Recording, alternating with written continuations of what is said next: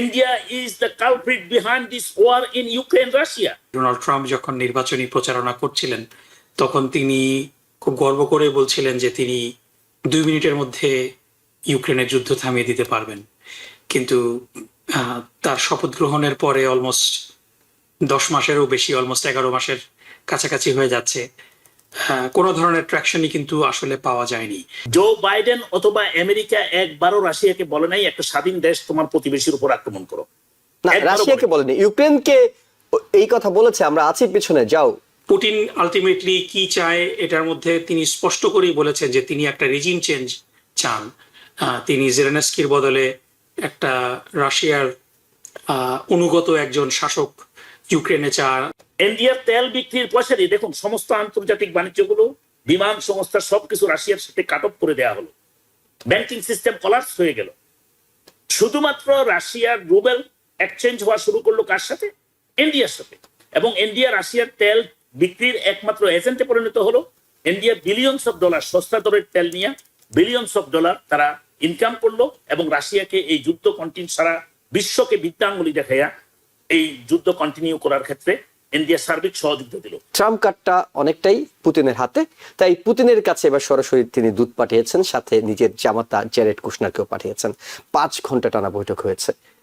বৈঠকের আলোচনা কি হয়েছে সেটি জানানো যাবে না এমন একটি শর্ত ছিল রাশিয়ার পক্ষ থেকে, তাই স্পষ্ট কোনো পক্ষই করছে না।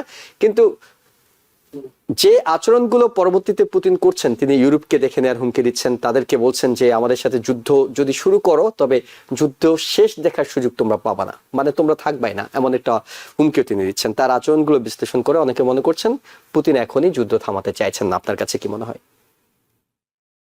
ধন্যবাদ জুয়েল ভাই, এবং আপনার মাধ্যমে দর্শকদের শুভেচ্ছা। করিম ভাইকে কংগ্রাচুলেশনস মামদানির ট্রানজিশন টিমে অন্তর্ভুক্ত হওয়ার জন্য।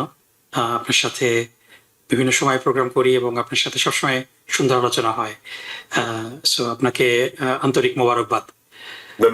আপনি যে প্রশ্নটা করলেন এটা আসলে আমরা দেখেছিলাম যে ডোনাল্ড ট্রাম্প যখন নির্বাচনী প্রচারণা করছিলেন তখন তিনি খুব গর্ব করে বলছিলেন যে তিনি 2 মিনিটের মধ্যে ইউক্রেনের যুদ্ধ থামিয়ে দিতে পারবেন, কিন্তু তার শপথ গ্রহণের পরে অলমোস্ট 10 মাসেরও বেশি, অলমোস্ট 11 মাসের কাছাকাছি হয়ে যাচ্ছে, কোনো ধরনের ট্র্যাকশনই কিন্তু আসলে পাওয়া যায়নি।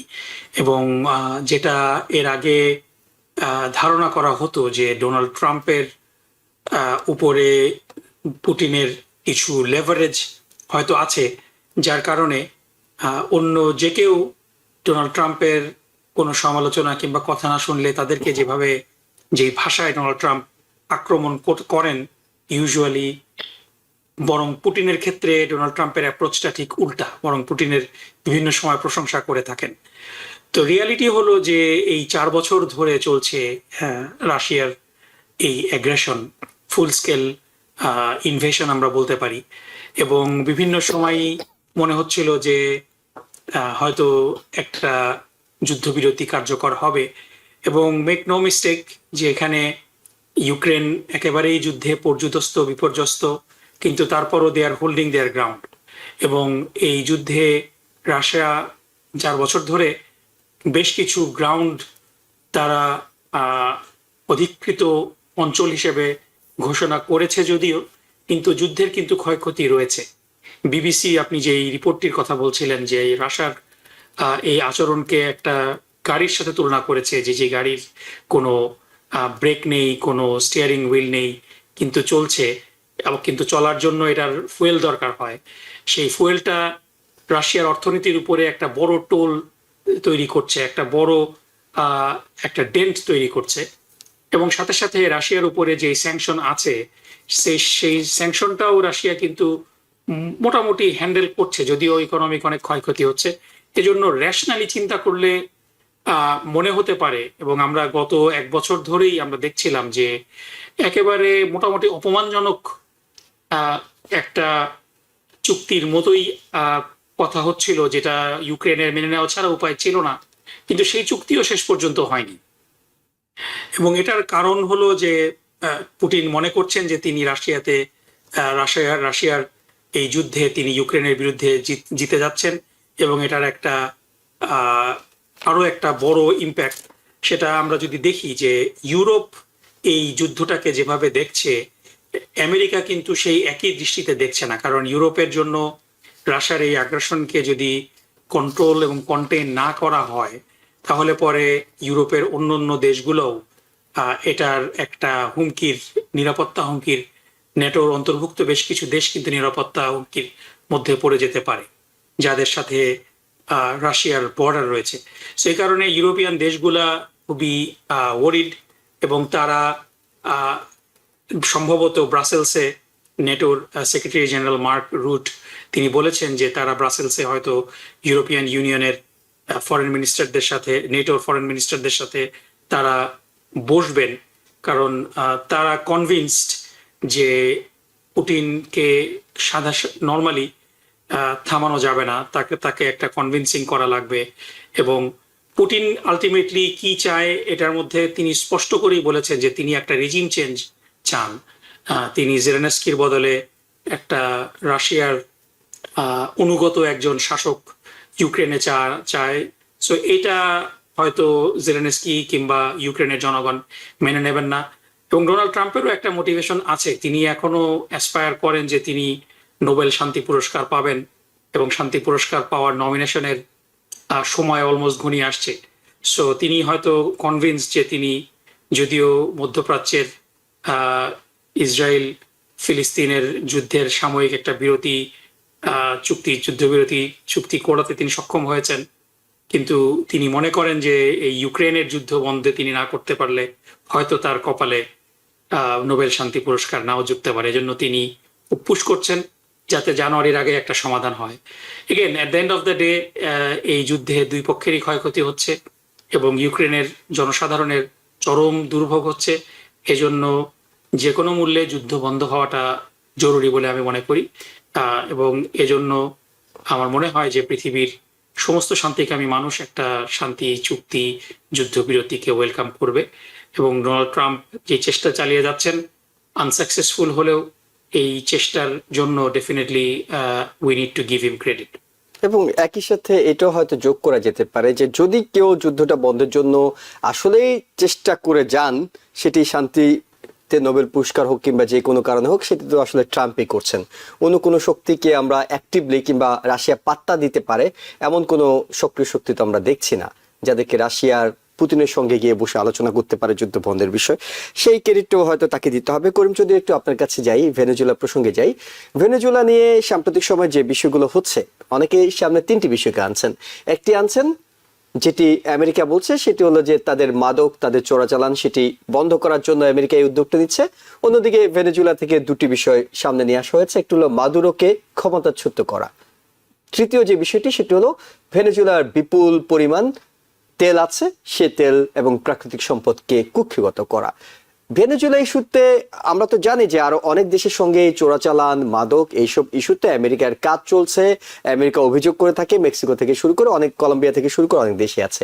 কিন্তু একেবারে সৈন্য সামন্ত নিয়ে আক্রমণের প্রস্তুতি নেওয়া, সেনা অভিযান পরিচালনা করা, সেগুলো ঘটছে ভেনেজুয়েলার সঙ্গে।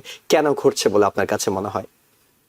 জুয়েল ভাই, আমি ভেনেজুয়েলা প্রসঙ্গে আসার আগে শুধুমাত্র প্রফেসর নকিবুর রহমানের সাথে একটা জায়গায় আমি সামান্য একটু দ্বিমত পোষণ করব। জি, ডোনাল্ড ট্রাম্পের বোল কূটনীতির কারণে এই যুদ্ধটা বিলম্বিত হয়েছে, এটা আমাদের স্বীকার করতেই হবে। মানে জো বাইডেনের কূটনীতি ঠিক ছিল? জি, কূটনীতিটা ঠিক ছিল। জো বাইডেন যেভাবে অ্যাগ্রেসিভলি হ্যান্ডেল করতেছিল, সেইভাবে যদি আমরা প্রথম দিক থেকেই অস্ত্রশস্ত্র এবং সার্বিক, যেটা আমরা বলি যে লজিস্টিক সাপোর্ট, যেভাবে আমরা দেয়া শুরু করছিলাম তার চেয়ে অনেক বেশি দরকার ছিল। জরুরি ভিত্তিতে ট্রেন করে উপযুক্ত টুলস যদি আমরা দিতে পারতাম, সেই ক্ষেত্রে আজকে যে 21% অফ টোটাল ল্যান্ড ডনবাস রিজিয়নের, around 90% of the Donbas region Russia এখন দখল করে নিয়েছে। একটা স্বাধীন দেশের উপরে আক্রমণ চালানোর পরে জাতিসংঘের ম্যান্ডেট নিয়ে সেখানে আমরা গিয়েছি, কিন্তু আমরা তাদেরকে যে সহযোগিতা করা দরকার ছিল, যেটা প্রমিস করেছিলাম, আমাদের স্বীকার করতেই হবে, আমরা সেটা করিনি। কিন্তু ওই প্রমিজের জায়গাটা, করিম চৌধুরী, আমরা যদি একটু আসি যে ওই প্রমিজের জায়গাটা একেবারে উস্কানি দিয়ে ইউক্রেনকে রাশিয়ার মতো মহাশক্তিধর দেশের সামনে ফেলে দেয়া, একেবারে বাঘের মুখে ফেলে দেওয়ার মতো যে বিষয়টি, সেটি তো জো বাইডেন প্রশাসন কিংবা তখনকার আমেরিকা করেছে। আপনি লম্বা আমি এই ক্ষেত্রে দ্বিমত কিন্তু জুয়েল ভাই। আচ্ছা, জো বাইডেন অথবা আমেরিকা একবারও রাশিয়াকে বলে নাই একটা স্বাধীন দেশ তোমার প্রতিবেশীর উপর আক্রমণ করো। না, একবারও রাশিয়াকে বলেনি, ইউক্রেনকে এই কথা বলেছে, আমরা আছি পিছনে, যাও যুদ্ধ করো। ইউক্রেনকে বলেছে, কারণ যদি কোনো আমরা সত্যিকার অর্থেই সার্বভৌমত্ব এবং স্বাধীনতার জন্য, স্বাধীনতার পক্ষে আমাদের যে পররাষ্ট্রনীতি সেটাকে যদি আমরা মেনে থাকি, সেটাকে যদি আমাদের পররাষ্ট্রনীতির ভিতরে বলা আছে, সেই ক্ষেত্রে আমরা সেটার প্রতি সম্মান রেখে আমরা যদি না করে, এবং ন্যাটো রাষ্ট্রগুলো খেয়াল রাখবেন, ইউএস একটা ন্যাটোর মেম্বার, ন্যাটো রাষ্ট্রগুলো বলছিল ইউক্রেন আজকে কালকেই ন্যাটো সদস্য, এবং সেই ক্ষেত্রে do not wait until he attack us but prepare you defence at the border line. এবং আমেরিকার জো বাইডেন অ্যাডমিনিস্ট্রেশনের যে পলিসি ছিল সেটা আরেকটু অ্যাগ্রেসিভ হলে রাশিয়া এতটুকু আগ্রাসন করতে পারতো না, এবং সেই ক্ষেত্রে আমরা রাশিয়াকে যুদ্ধ বিমান থেকে শুরু করে রেডার এবং যে সমস্ত টুলস দরকার সেগুলো আমরা দিয়ে নেই। আমরা যখনই দেখছি যে মানে আমাদের নিজেদের দোষ স্বীকার করতে হবে, আমরা কাউকে ঠেলে দিলাম, তারপরে টুলস দিলাম না, তাকে যখন তার হাত গোড় ভেঙে দেওয়ার পরে, ইনফ্রাস্ট্রাকচার ভেঙে দেওয়ার পরে তাকে আমরা স্লোলি চালিয়ে রাখছি, জীবন বাঁচিয়ে রাখছি। দিস ওয়াজ দ্য টোটালি রং, এবং সেটা একটা বড় ধরনের নেগেটিভ ইম্প্যাক্ট হচ্ছে। আমেরিকা কোনো অবস্থাতেই তার দায় থেকে সরে আসতে পারে না, ন্যাটো রাষ্ট্রগুলো তার দায় থেকে সরে আসতে পারে না। আরেকটা জিনিস আপনাকে বলি, যে এই মুহূর্তে ইকোনমিক শক্তি পূর্ণাঙ্গ স্যাংশন দেয়া হলো, পৃথিবীতে একটা মাত্র রাষ্ট্র যে জাতিসংঘের সমস্ত নিয়ম নীতি ভঙ্গ করে, আন্তর্জাতিক রাষ্ট্র ব্যবস্থার নিয়ম নীতি ভঙ্গ করে রাশিয়ার তেল বিক্রি করা শুরু করলো, সেটা হলো ইন্ডিয়া। ইন্ডিয়ার তেল বিক্রির পয়সা দিয়ে দেখুন সমস্ত আন্তর্জাতিক বাণিজ্যগুলো, বিমান সংস্থা, সবকিছু রাশিয়ার সাথে কাট অফ করে দেওয়া হলো, ব্যাংকিং সিস্টেম কলাপস হয়ে গেল। শুধুমাত্র রাশিয়ার রুবেল এক্সচেঞ্জ হওয়া শুরু করলো কার সাথে? ইন্ডিয়ার সাথে। এবং ইন্ডিয়া রাশিয়ার তেল বিক্রির একমাত্র এজেন্টে পরিণত হলো। ইন্ডিয়া বিলিয়নস অফ ডলার, সস্তা দরের তেল নিয়ে বিলিয়নস অফ ডলার তারা ইনকাম করলো, এবং রাশিয়াকে এই যুদ্ধ কন্টিনিউ, সারা বিশ্বকে বিদ্যাঙ্গুলি দেখাইয়া এই যুদ্ধ কন্টিনিউ করার ক্ষেত্রে ইন্ডিয়া সার্বিক সহযোগিতা দিল। কিন্তু ইন্ডিয়ার বিরুদ্ধে বিশ্ব কোন রকম অ্যাকশন, ইকোনমিক স্যাংশন থেকে শুরু করে কোনো কার্যকর অ্যাকশন নিতে পারে নাই, যার ফলে আমাদের কূটনৈতিক ব্যর্থতার কারণে এই যুদ্ধ এখন পর্যন্ত বিলম্বিত হচ্ছে, এবং রাশিয়া দিন দিন অগ্রগতি করছে, এবং রাশিয়া সারা বিশ্বতে বিদ্যাঙ্গুলি দেখানোর দুঃসাহস পাচ্ছে। আজকে আপনি দেখবেন সাউথ ইস্ট এশিয়ার নিউজ পেপার গুলো আপনি দেখবেন প্রতিদিনই নেপালি সৈন্যদের পরিবার যারা তারা কাঁদছে। ইন্ডিয়ার হাজার হাজার mercenaries working in the Russian Ukraine war field, এরা হলো ইন্ডিয়ার recruited. India send them soldiers, not only the money. India is the culprit behind this war in Ukraine Russia.